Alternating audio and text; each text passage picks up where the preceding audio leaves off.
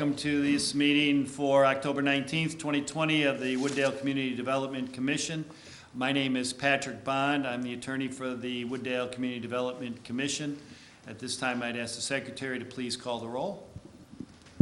Mr. Shemanek? Here. Mr. Woods? Here. Mr. Vant? Here. Mr. Peterson? Here. Ms. Zatko? Here. Zatko, sorry. Mr. Ochoa is coming later, and Mr. Damasco is absent. Okay, we do have a quorum present. Currently, the Community Development Commission does not have a designated chair. So what the board will do is they will designate a chair pro tem, and that person will serve as the chair with any assistance he needs from the attorney to move forward. And for those of you watching at home, we just would ask that you mute your microphone so that if you wish to be heard, please identify yourself and be recognized. I am socially distanced away from anybody in the room, so I've briefly taken my mask off. So there is a need, and in the past you've appointed Member Shemanek as the chair. Is there a motion to do so at this time to appoint Dave Shemanek as the CDC Chair Pro Tem? I'll make that motion. There's a motion and a second. Do you have all that? Vant, thank you. Okay. Yes. Is there any discussion on the motion? Any other volunteers? All in favor signify by saying aye. Aye. All opposed, nay. Okay, the motion carries. Mr. Shemanek, you've been designated as Chair Pro Tem for the purpose of conducting this meeting. Thank you, Mr. Bond. As Chairman Pro Tem, I request that you serve as the meeting and public hearing facilitator. That would be good. Very well. So for the benefit of those of you who are in the audience and those of you at home, I will serve as the meeting facilitator, assisting the Chair Pro Tem in going through the items on the agenda and the business items. To the extent the chair wishes to intercede, he certainly can do so. I'm simply here to facilitate the conduct of the meeting. So the first thing I would entertain is a motion to approve the meeting minutes from September 21, 2020. Is there such a motion? So moved. Second. There's a motion and a second. Is there any discussion? All in favor of approving the motion, the meeting minutes as presented for September 21, 2020, signify by saying aye. Aye. All opposed, nay. Motion carries. The minutes as presented are approved. We do have two public hearings this evening. All testimony will be given under oath. At the hearing, there will be an opportunity for the public to offer its testimony and comment. Following the public hearing, the CDC deliberations will begin and will be open to the public. In the sense they are open to all to listen and watch. The public, however, may not speak during the deliberations. Their opportunity to speak is during public comment. Staff will provide a general description of the proposal, followed by the staff analysis of the proposal.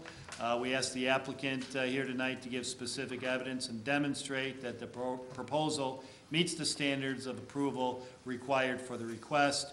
The burden under the city code and under Illinois law is on the applicant to prove these factors are satisfied and to prove the case. With respect to others who wish to speak, you may give an opinion or present a specific evidence as to why you believe the applicant meets or fails to meet the standards for the requested relief. And finally, we will strictly adhere to the schedule prepared for this evening's meeting. However, those wishing to submit evidence and testimony will be afforded sufficient time to do so. Whether you're a member of the public wishing to make a statement for the record or a witness testifying on behalf of the applicant, you will be placed under oath and then begin by stating your name and address and your interest in the matter. You will be subject to questions by the CDC and potential cross-examination by the applicant. In order to allow as many people to be heard, we would request that your remarks be limited to 5 minutes. If additional time is needed, the hearing can be continued until the next available date. The hope is that we will be able to provide all the information necessary to proceed this evening. I will now call the first matter before us, which is case CDC 2020-08. This is in regard to a zoning variation for the property located at 417 Woodside Drive. Ms. Pochetta, I butchered that all the time. No. Could you please provide a summary of the request and indicate when the written notice of the hearing was published and whether you have a certificate of publication from the newspaper. And would you raise your right hand, please state your name and address? Gosha Pucheha, 404 North Wooddale Road, Wooddale, Illinois. Do you swear to tell the truth, the whole truth, and nothing but the truth, so help you God? I do. Thank you. Yes, we do have a certificate of publication on file. The notice was published in Daily Herald on October 2nd, 2020. We also sent notices to property owners within 300 feet of the subject site, and a sign was placed at the subject property as required by our municipal code. So in front of us today, we have a request for a zoning variation. The map in front of us is a locational map. The subject property is located on a corner lot. We are at the far southeast end of the city of Wooddale, on corner lot Wooddale Drive and Oak Meadows Drive. The subject property is zoned R2, which is large lot, single family. And the proposal is to actually remove the existing wood deck that is located on the north portion of the property and replace it with a concrete patio. Let me go ahead and move to the next slide. This is an image of the platter survey of the subject property. Once again, we see the property lines in yellow, and then we see the outline of the building itself. This is a two-story brick residence. Per our municipal code, when we have a corner lot, the front yard that is the shorter in distance is considered the front yard, and the other corner property or property line is considered the corner side yard. This is important because per the definitions in the UDO, the rear yard is always the opposite from the front yard. So the image in front of us really depicts how the front yard and the side yard and the rear yard are located in relation to the existing building, the existing structure. The next few slides will actually show us a couple images that were submitted by the applicant. The depiction here shows the area that's highlighted in green. This is where the sort of the photographs is showing. So this would be considered the front yard per our zoning ordinance. However, the way the house was built and designed back in the 90s, early 90s, this appears to be more of a side of the principal structure because you can see the garage door, whereas the next slide really shows us the other corner side, which in this case is considered the corner side yard. And this is the main entrance. This is what's visible from the Oak Meadows Drive. As I mentioned, the petitioner has submitted an application to, and this is actually, it all started with a building permit application that was submitted to our department. The request was to remove the existing deck that is located on the north side. But if you recall one of the first slides I showed, that is considered the side yard of this particular parcel, just because of how the lot is laid out, how it's positioned. So there is an existing deck, and as you can see, it is accessible from the interior of the building by two sliding glass doors. However, the petitioner would like to remove the deck and replace it with a concrete patio that has a slightly different footprint, and this is just a rendering of the proposed patio. So we will be increasing the lot coverage slightly, but it's only about 43 square feet. The lot in its entirety is well within the permitted 40% lot coverage. But because the footprint is changing, we really needed to look at the zoning code requirements. And per the lot standards, patios are not permitted encroachments into the side yard. Therefore, the petitioner requested this zoning variation to be able to essentially reconstruct the existing deck as a patio with a little bit of a different shape. I do want to point out that the separation or the setback on the north will be 5 feet, which is the minimum required setback from property line. So it does meet that requirement.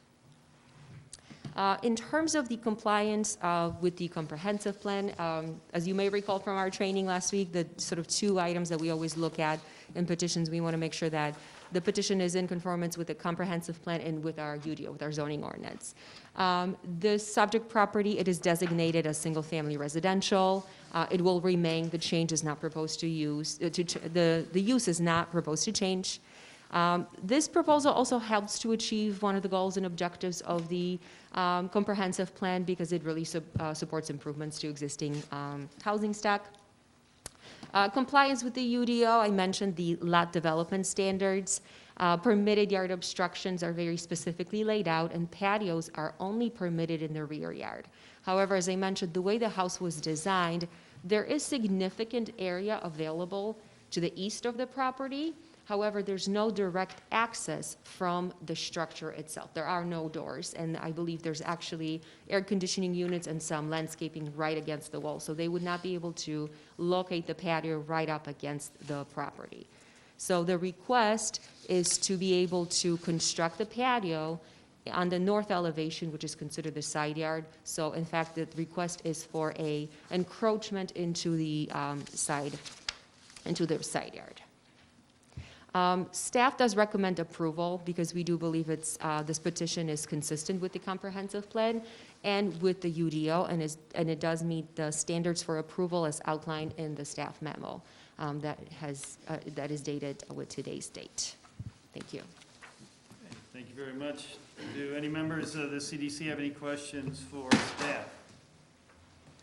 Yes, I have one. Gosha, on that side where they're extending and they're only going to be 5 feet, is there any easement there for drainage or anything?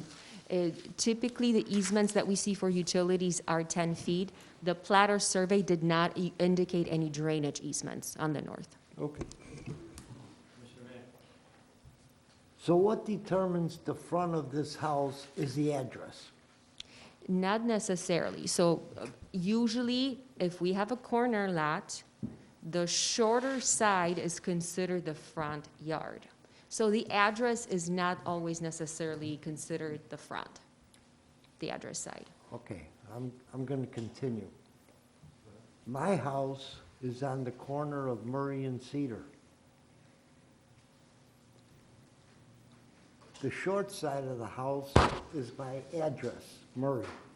But the whole house with the garage and everything is on Cedar. So my backyard would be considered off my garage? I believe so. If I can envision, I believe that's the case, yeah, if it's sort of behind the front. So the short side, and in your case, the address side actually, is your front, and anything that's opposite to that is your rear yard. Because even, you know, when I first got involved in the city of Wooddale, Chief Vesta came to my house and couldn't find it. It's pretty sad because of my address. And I told him, no. When you hit that stop sign on Murray, you have to turn there and then drive into my driveway. Basically, it's the way the house is oriented on the lot, which is going to dictate it. It's not necessarily where the address is affixed. Well, if you go back, his front door is on, here, no, here. The front door is on Oak Meadows Drive, That is correct. but yet his address and his driveway are on the other side. I'm in the same position. The only thing is my garage is off on the right-hand side with an entrance going straight up to it. So my backyard would be on the right-hand side. Thank you. Thank you. Anyone else? I have a question. Yes, go ahead, Commissioner. So on the side, on my house, I've got a gas line that goes all the way down the side. And being that this easement is only 5 foot and the patio's gonna be at 5 foot, is it just access easement or is there a possibility there could be a gas line? So as part of any side project, we do recommend calling Julie for identification of existing utilities. But typically, if the easement is 5 feet, I mean, whatever the utilities are, they would be in that easement, not past it. So technically, the improvement could go up to the easement line. Anything else? Okay, at this time, would the applicant like to give a presentation or provide any additional information to the comprehensive staff report? If you could go to the podium there, and I would ask that you be placed under oath before you commence your testimony. So if you could please state your name and your address, and then an oath can be administered. Kevin Taylor at 417 Woodside Drive. Do you swear to tell the truth, the whole truth, and nothing but the truth, so help you God? I do, absolutely. Okay, you can proceed and share with the commission. No, I think Gosha covered it up quite well. I think it's, you know, for me, when I was denied the permit, I was kind of surprised. It's like, as a homeowner, this is my backyard, right? These are where my doors, it's an all brick home, it's not an easy home to just put a different set of sliding doors in somewhere else. The way the house was designed and built, that is the backyard.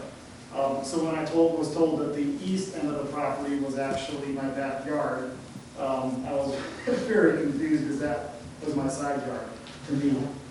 So I think it's just a technicality in the code, which I completely understand.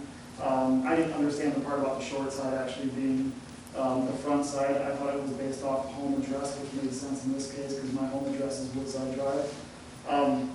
But I would like to point out that I do appreciate the support I've gotten from the Aldermans on this. I did question the fact that if this was a code issue, why is there a deck there already? That's where we entertain. It's a very small deck, as you can see. You put a table on it, and there's not a lot of room for chairs or grills.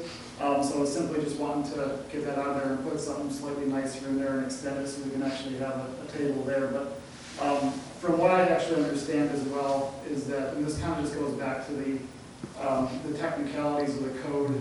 I think they're actually coming up to be amended in the springtime, from what I understand, to eliminate these situations where side lots are actually, or backyards are actually considered side lots. I was given the option to wait till springtime, but I really want to get the patio poured before winter sets in, so that I really don't have much more to say on that. I think that kind of speaks for itself, but I do appreciate everybody's support so far, and Coach Shackman, thank you for your time and support as well, so. Thank you. Thank you. You could stay there just a minute. And this is the orientation of this house is what makes the interpretation of the code. The code is not necessarily unique to Wooddale. There's similar provisions in other municipalities in the codes, but as you indicated, it is something that the staff is looking at to try and accommodate. And unfortunately, because of that, there's a process, and this is the process that you're in. So that's how it goes. So if you could wait and see if any commissioners have any questions for the applicant. Okay, hearing none. I'd ask that if there's anyone in attendance on Zoom or in council chambers, other than the applicant who would wish to provide any testimony under oath concerning the case. If so, I'd ask you to please identify yourself. If you're here, please stand and identify yourself. If you're participating by way of Zoom or chat, please raise your hand so that we can see that you're interested in discussing or giving a testimony on this particular application. So is there anyone either present in the chambers who would wish to do so? Hearing and seeing none, is there anyone on the chat that indicated that they would like to be heard on this matter? No, I do not see anyone. Okay, it does not appear as though there's anyone else who wishes to provide any testimony or any additional information. So if there are no further questions or comments, no additional testimony will be provided after the public hearing is closed. So there's nothing for you to respond to. There is no additional testimony. I'd now close the public hearing for case number CDC 2020-08. You can have a seat, sir. So at this point in time, it's back to the commissioners to discuss, and if there's any motion that wishes to be made, there is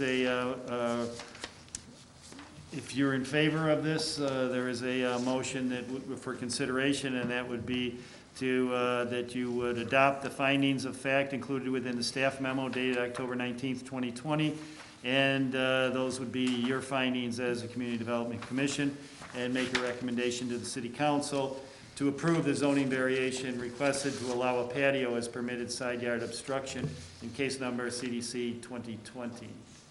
Is there such a motion? I'll make the motion. Is there a second? I'll second.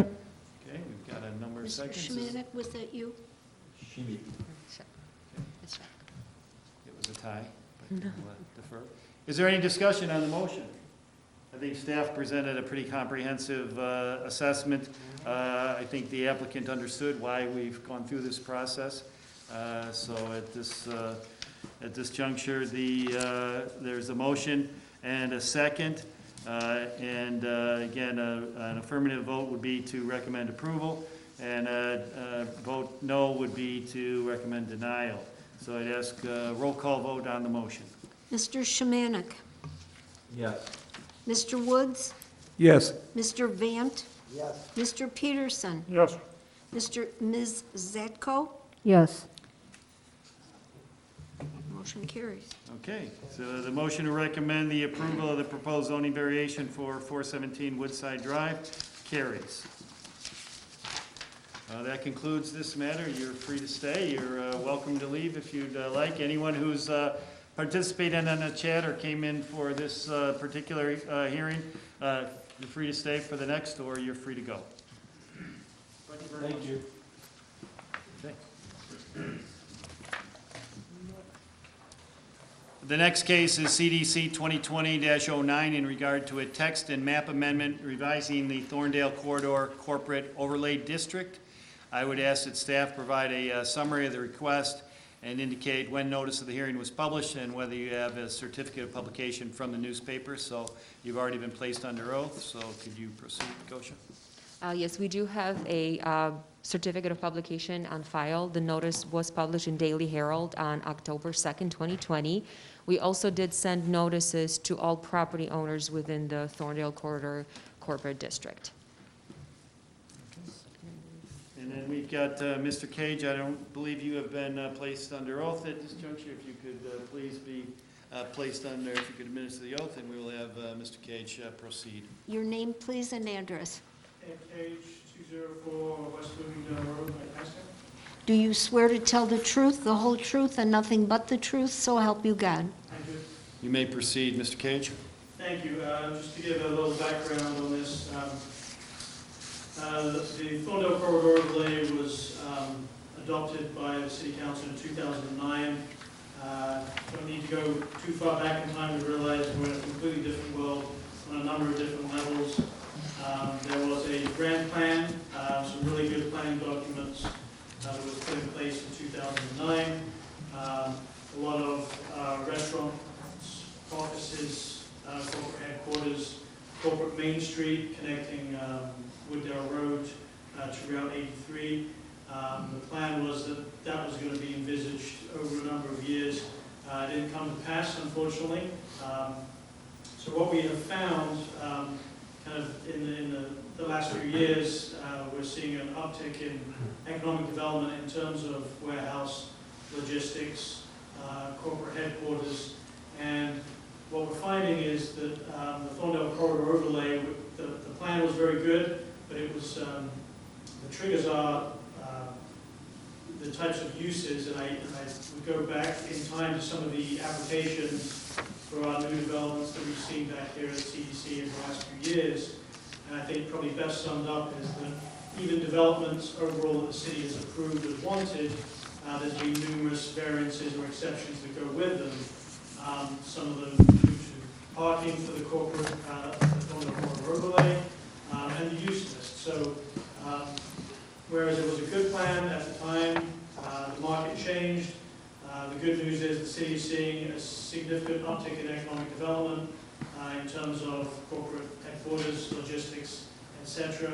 And what we're finding is the Thorndale Corridor Overlay is very restrictive.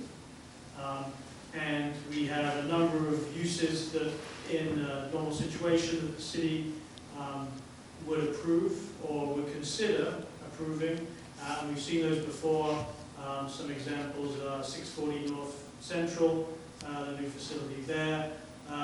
The two new facilities on Wooddale Road, 650 and 750 North Wooddale Road. So The long story short is that as that has been an issue, the city has looked at it and said, we're always trying to review our processes, see whether they're efficient or not. What we have found is that the Thorndale Corridor overlay is not efficient as it is designed. It has five or six different subcategories. And so the intent is to put all those subcategories into one Thorndale Corridor overlay and bring that along with a revised list of uses. And I would defer to Michael Blue from Tester Associates. I'm sure if you recall, worked with us on comprehensive land use plan that the city adopted in 2018. Part of that study and part of those recommendations were analyzing the Thorndale Corridor overlay.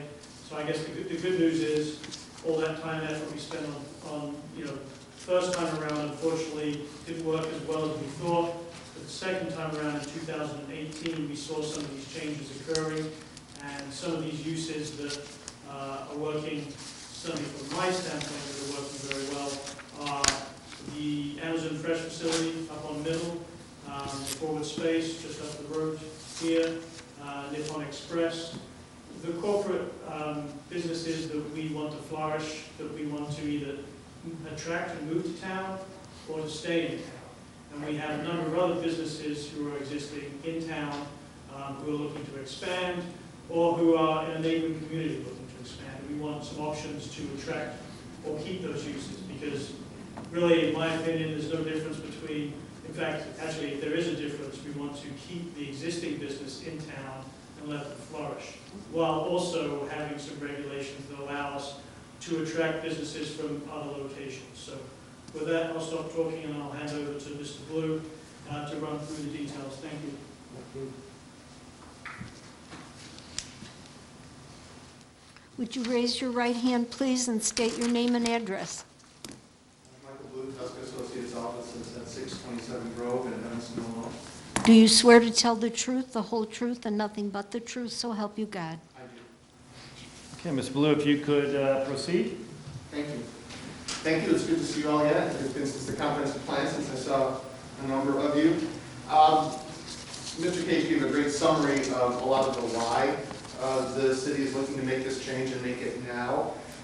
As you may know, we are in the process of updating the UDO. We've been drafting, staff has been reviewing. It is tedious is the wrong word, right? It's an involved process, and there's a lot of back and forth, and it takes a while. And this is effectively an interim step. Just like the last gentleman didn't want to wait, there are a lot of economic development opportunities here that probably shouldn't wait as well. And that's the reason for doing this now. I want to fill in a little bit of the background and the detail based on what Mr. Cage presented to you. This is a little bit of a summary of what he said, which is why do this, right? The amendment was recommended by the comprehensive plan. There was a market study, you might recall, that was part of the comprehensive plan that looked at the idea of the corporate Main Street and the market office that frankly doesn't exist anymore in much of the region, certainly near here. Logistics and warehousing and completely different kinds of businesses are now where the market is, and it is a hot market, especially in Wooddale. Wooddale's location to 390, to the airport, its reputation as a good place to do business, and all really kicked that up to another level. As Mr. Cage also mentioned, the developments that you've seen previously have required relief just to do what the city and the developer wanted. So that's an indication, if you're granting relief a lot, that's an indication that something needs to be changed. What's really significant here is the use list. So the use list for the corporate Main Street and the overlays that exist is very narrow. Because the idea was to focus on office development, because that's where the market was, that's where the plan was. As Mr. Cage said, it really is not where it is right now. And that's what's limiting these economic development opportunities. The city is certainly receiving a number of requests and some interest, and the idea of waiting until the entire UDO is updated may well lose some of those economic development opportunities. So this change is limited. It's very focused. It's not a complete change to the overlay as was recommended in the plan. It's an interim step. We'll all be talking about those further steps at another point. But That's some of the reasons. So the specifics that you see here, on the left is the current map. As Mr. Cate mentioned, there are a number of subdivisions within the overlay with different regulations and different permitted uses. So it was a very targeted attempt to be very specific about where uses went. It's confusing, and it's all essentially the same area for the same type of use. So the idea of the amendment before you is to simplify into a single overlay without these subdivisions. In keeping with that, the chart on the land, this is in the materials that you have too, because this isn't necessarily that easy to read, but the chart. Where do I get a copy of all? Sir, if you want to be recognized, if you just raise your hand so we can see. Excuse me. Okay. If you could identify yourself, sir? Sure, my name is Don Craig. Okay, spell your name for the record. C-R-A-I-G. Okay, Mr. Craig, your request is where can you get a list of that particular document? Yes. Is that In on the our website? packet, it's in the packet. It's on our website. Yeah, it's on the city's website. You don't have a copy here?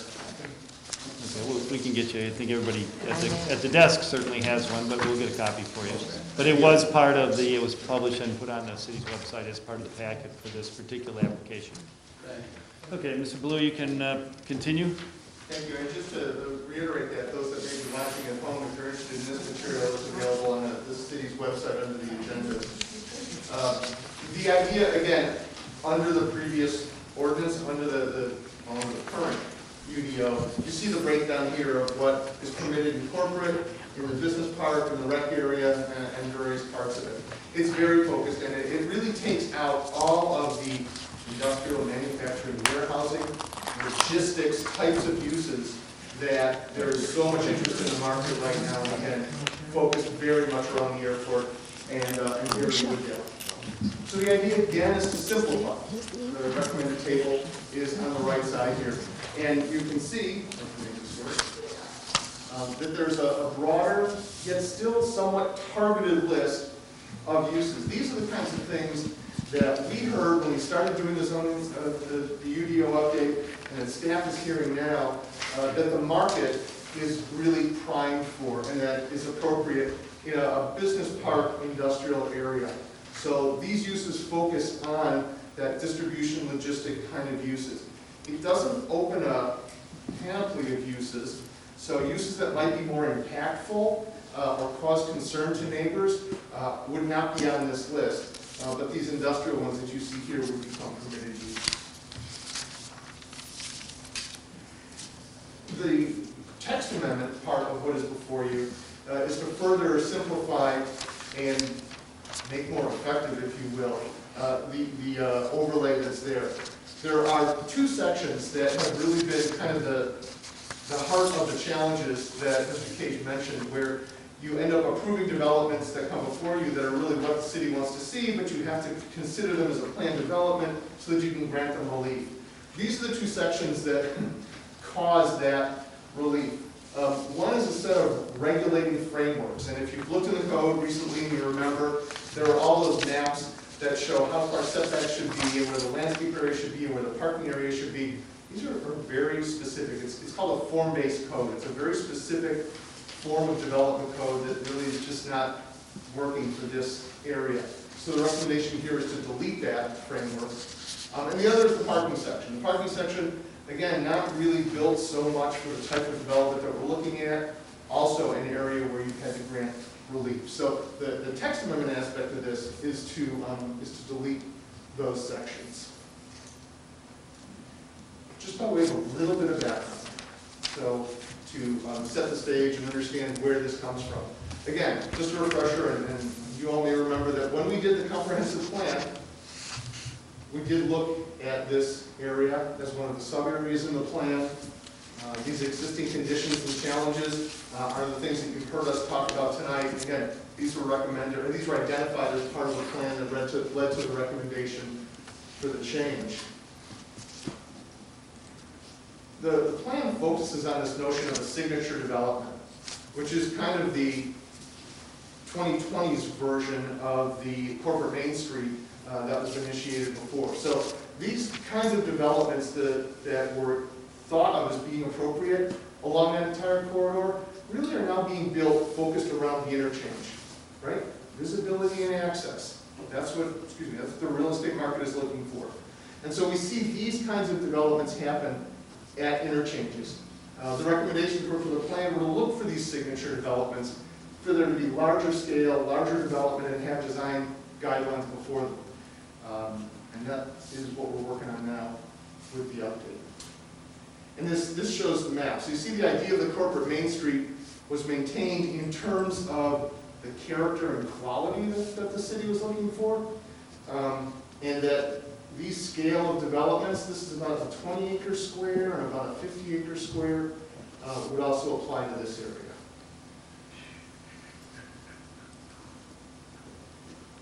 So just as a bit of an introduction into where this is going in terms of the update for the code. And again, just so that everybody knows, we have taken the recommendations of the comprehensive plan.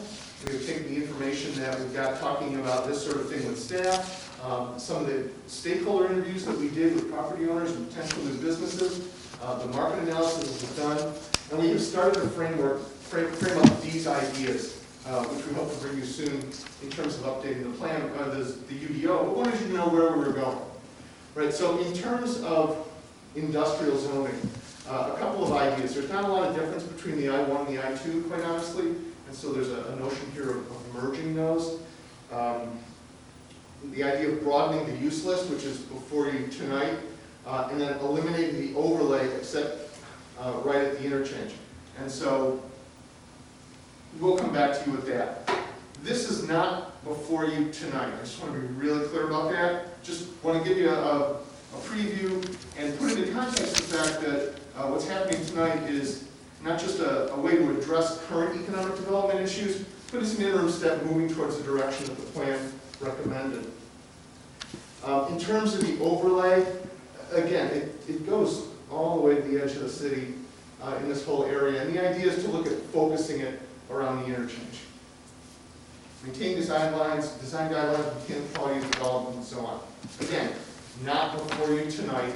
This is the initial thinking of where it's going. And what I just want to highlight for you is that the interim step that's being presented to you tonight is looking back and keeping the comprehensive plan, looking back consistent with what we're going to come and recommend to you in terms of best practice zoning moving forward.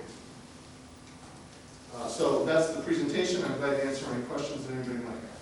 Okay, at this time, I'd ask if any members of the CDC have any questions for either a staff member or Mr. Blue from Tesla.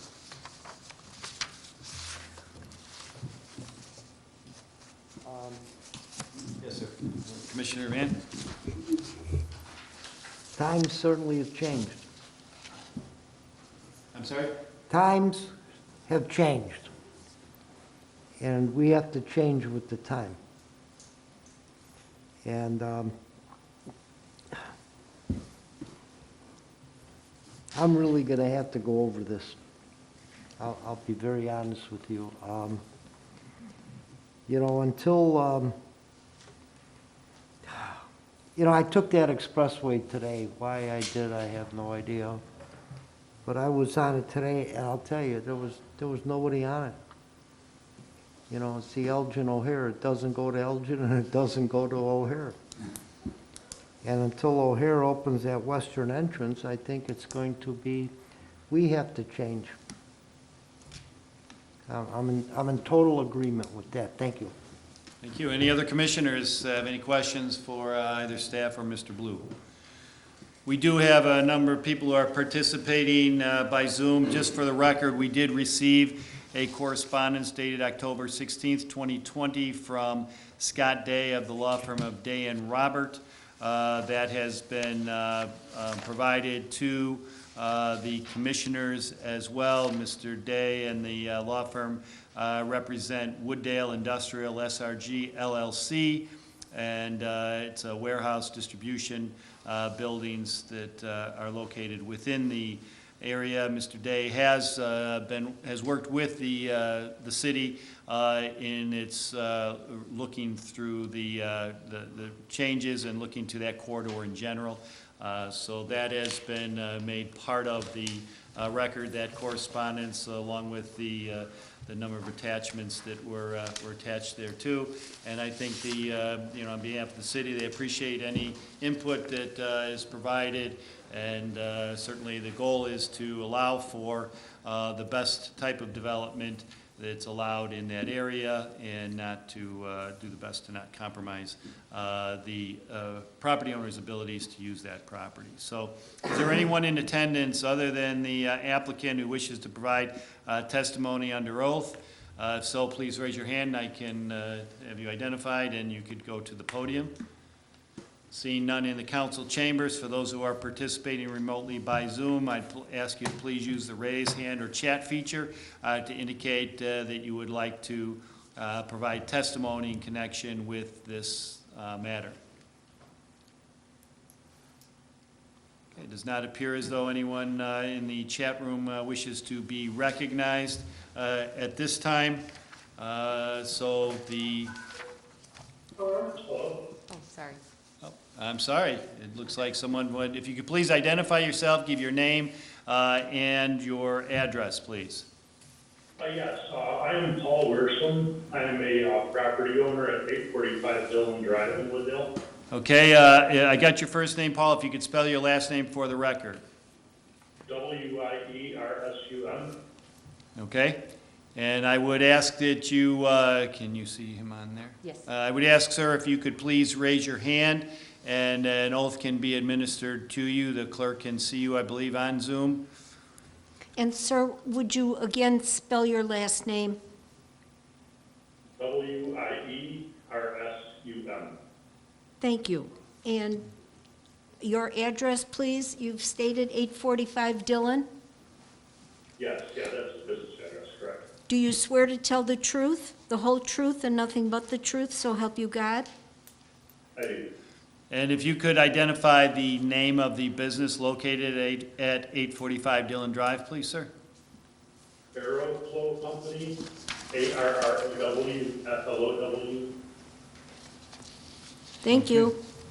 And do you wish at this point to provide any testimony or comment relative to the proposal that's before the CDC? I do. I'd like to ask a question. And who's your question directed at, sir? Anybody who wants to answer it. Okay. Well, ask the question, we'll find the appropriate staff member or a consultant that would be appropriate to answer that question. So go ahead. Okay, the property in question is a 15,000 square foot building. We're building contractors, actually, whatever class that falls in. I'm just wondering how your new proposal will affect me. Okay, I believe Mr. Cage, the Community and Economic Development Director, would be the appropriate person to respond to that. He has been sworn at the commencement of these proceedings.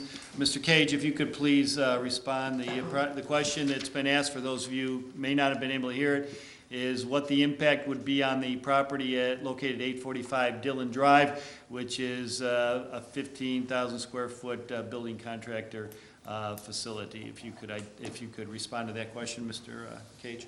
Sure, it looks, I'm just looking at the property, 845 Dillon Drive on my phone, and it looks like, not a very technical answer, but it looks like it would be in the corporate Main Street portion. Right now, the corporate Main Street is the long linear portion of the Cornell Corridor Overlay, which is, I was going to say possibly the most restrictive of the plan. It's not possibly the most restrictive of the plan, it is the most restrictive of the plan, because it only allows certain uses. So to answer your question, sir, the recommended use list, actually, Bush, if you have the clicker. Oh, the clicker. I'm so sorry. There you go. Sorry, the technical term is not a clicker, but, to answer your question, sir, the existing land use table under the Thorndale Corridor Overlay, you are currently, I believe, in the corporate Main Street, which is this section right here. these are the uses that you are allowed to do right now, which does not seem really appropriate in the area you're in, lodging, restaurants, etc. And if you go down to the industrial section right now, you're not allowed certain uses, it's very restrictive. And it allows other uses which are probably, in my opinion, not really reflective of the area that it is. So moving on to the recommended use table that we're discussing this evening, making the whole Thorndale corridor overlay into one area. So this is the corporate Main Street area.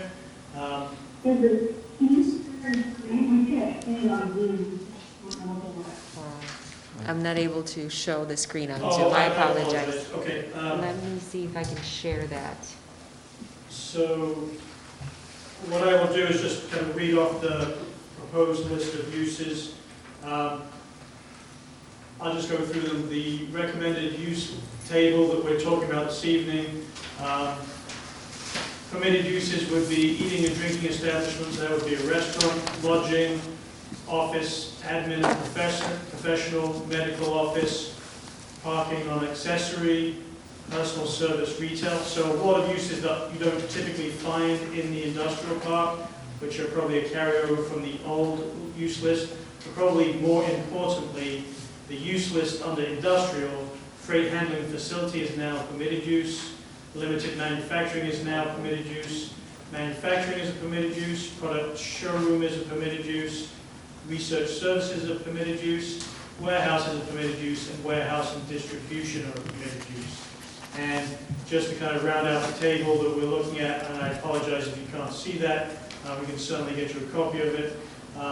Public and civic, educational facilities is a special use, park and recreation is a special use, transit station facility is special use. So to kind of summarize, the old list of uses was under the old plan, which was adopted back in 2009, which planned to have a number of restaurants, a number of residential uses, corporate Main Street. I think what we've discovered, obviously, in the time between then and now, those aren't the uses that we have in town, that are existing, and businesses and uses that we want in town, that are coming and attracting to town. And so that's essentially why we added those lists of industrial uses. Okay, thank you very much, Mr. Cage. Mr. Weiser, I'm not sure I'm pronouncing it correctly. Do you have any further questions or follow-up questions for Mr. Cage?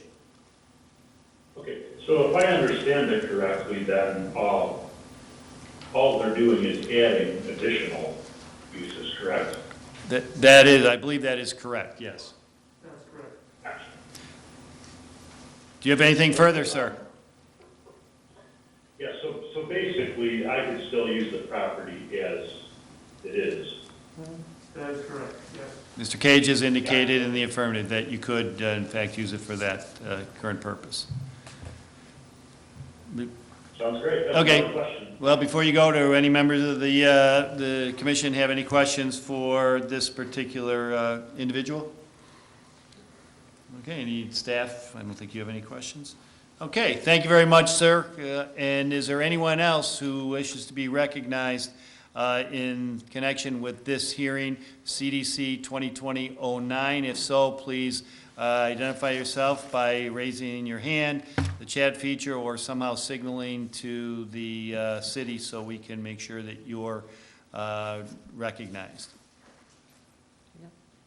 Okay, hearing none.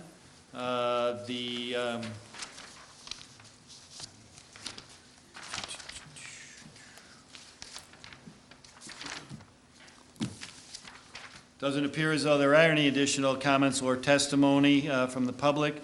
I would now close the public hearing for case number CDC 2020-09. We appreciate the participation of those who showed up here at City Hall, as well as those who were participating by Zoom. We will now proceed to the deliberation of the merits of this request. And I'd ask first for a motion, then a second, and then any discussion. So is there a motion to recommend the modifications to the Thorndale corridor overlay to consolidate it into one district, to modify the allowed uses within the district in accordance with the TESCA memo, which provides in Table 2 a list of uses, and the removal of both the regulatory framework set forth in Section 17.902 of the City Code with respect to the regulating framework, and the parking section set forth in Section 17.906. Is there such a motion? I'll make the motion. Okay, there's a motion. Is there a second? It's a mouthful, but is there a second to the motion? Second. Okay, we've got a motion Mr. and a Van, second. is that you? Commissioner Van? Any discussion on the motion?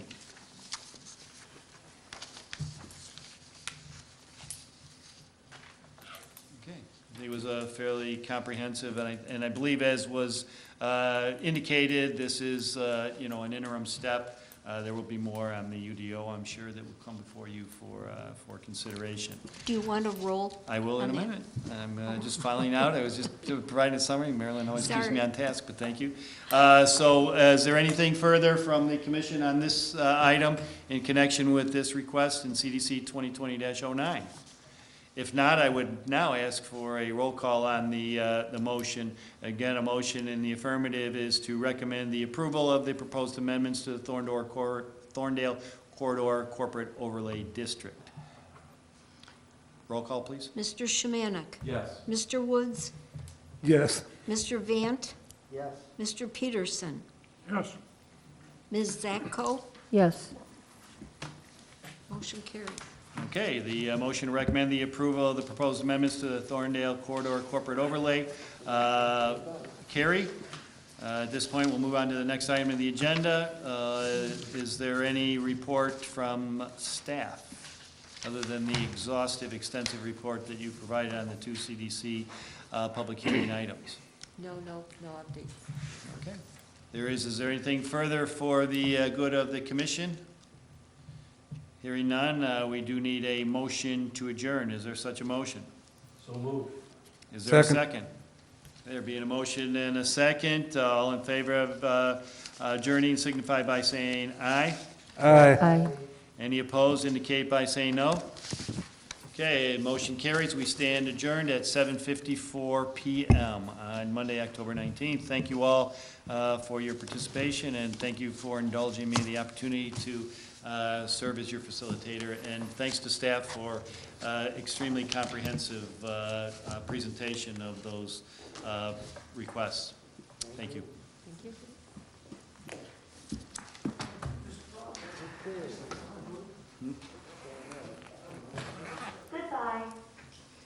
That's the Zoom. Is that Zoom saying That goodbye? was or the Zoom, what? yeah. Mr. Blue, is your name spelled as I think it is? Just like the color, yeah. Just like the color, okay, and your first name? Michael. Michael. Thank you, Mr. Blue. Until the,